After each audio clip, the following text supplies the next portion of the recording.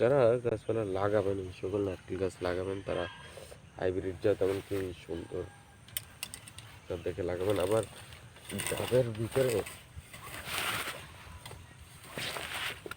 আবার আপনার দুইটা জাত আছে, যেমন একটা হচ্ছে গিয়ে লাল ডাব আর একটা হচ্ছে গিয়ে আপনার এই সবুজ ডাব। তো লাল ডাবটা খেতে কিন্তু মানে প্রচুর পরিমাণে মিষ্টি হয়, ঠিক আছে। এমনি ডাবের চেয়ে কিন্তু এই লাল ডাবটা খেতে কিন্তু প্রচুর পরিমাণে কিন্তু মিষ্টি হয়ে থাকে সবুজ কালার যে ডাবটা থাকে ওইটার চেয়ে।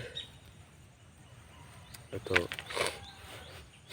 সবুজ কালার ডাবটাও খায়, আবার লাল কালার ডাবটাও খায়। তো যারা এটার মিষ্টি এমনকি স্বাদ বুঝে তারা একটা ডাব খেয়ে থাকে, যার যেটা পছন্দ হয়।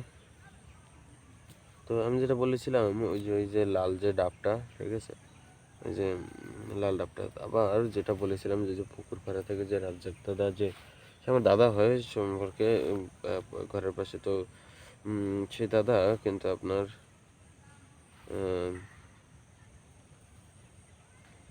সেই দাদাই কিন্তু আপনার মানে ওই লাল যে পুকুর পাড়ে যে গাছ দুটো যে লাগিয়েছিল, সেই গাছ দুটোর ডাবও কিন্তু লাল ছিল। তো সেই গাছের ডাব আপনার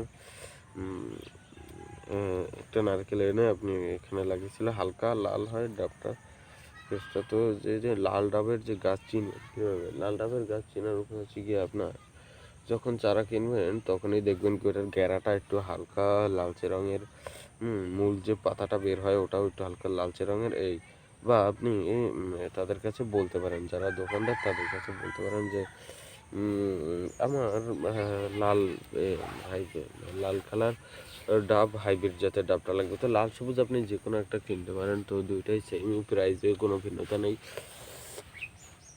জাস্ট দেখতে একটু সুন্দর। এই তো সবুজ ডাবটাও কিন্তু দেখতে খুব সুন্দর। তো যারা যেটা নেবেন তারাই সেটা চয়েস করবেন। তো আমার কাছে তো মানে মোটামুটি তো এইসব গাছপালাগুলো তো মোটামুটি ভালোই লাগে। তো যারা গাছপালা লাগাবেন তাদের কাছে কিন্তু মানে খুব ভালো লাগবে এই সকল গাছপালা লাগিয়ে।